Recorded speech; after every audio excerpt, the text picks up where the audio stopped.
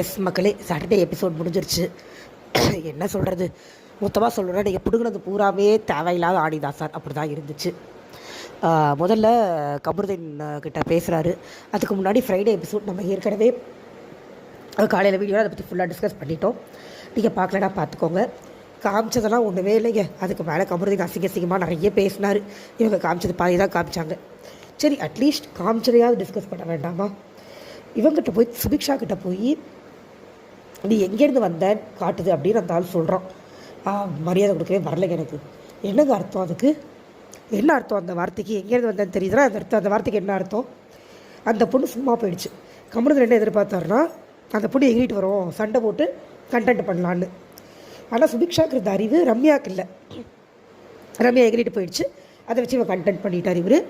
அப்புறம் வெளியில் வந்து இவங்களாம் இப்படி தான் வச்சுக்கணும், நாமினேட் பண்ணி வச்சுக்கணும் அப்படின்னு சொல்லிட்டு டாமினேட் பண்ணி வச்சுக்கணும் அப்படின்னு சொல்லி ஓவராக சீன் ஓட்டிகிட்டு இருந்துச்சு அந்த பையன். இதில் இந்த ஃபேக் ஃபெமினிஸ்ட் ஒருத்தங்க இருக்காங்கல்ல, உள்ள ஃபேக் ஃபெமினிஸ்ட், அவங்க ஜால்ரா சான் அடிச்சுக்கிட்டு இருக்காங்க நைட்டு ஃபுல்லாக. இதெல்லாம் நடந்தது.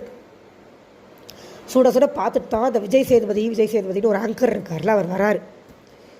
டாஸ்க்கை மட்டும் புரிய வைக்கிறாராமா. ஏன்னா மற்ற எதுவுமே தப்பு இல்லை இல்லையா, அவர் பேசுனது வார்த்தைகள் எதுவுமே தவறில்லை. டாஸ்க்கு மட்டும் தான் அவருக்கு புரியல, பாவம். மற்றபடி கமருதீன் ரொம்ப நல்லவர் இல்லையா, டாஸ்க்கை புரிய வச்சா போதும் அப்படிங்கிற மாதிரி தான் ட்ரீட் பண்ணார் விஜய் சேதுபதி. இதில் என்னென்னா, விஜய் சேதுபதி ஒரு பிரேக் விட்டுட்டு போகிறார். நீங்கள் டாஸ்க் பண்ணது தப்புன்னு சொல்லி, நீங்கள் பார்க்காதப்ப தான் அவங்க பண்ணணும், அவங்க பண்ணது கரெக்டு தான் சொல்லி, இவர் புரிஞ்சிருச்சு அப்படின்னு இவர் சொல்லி அவர் பிரேக் விட்டுட்டு போகிறார். பிரேக்கில் அவர்கிட்ட இன்னும் 2 பேர், அதாவது அடுத்தவங்களை கேங்குன்னு சொல்லுவாங்க இல்லை, இவங்க பாவம் இண்டிவிஜுவல் பிளேயர்ஸ் 2 பேர் என்ன பண்ணுறாங்க, நேராக கமருதீன்கிட்ட போகிறாங்க.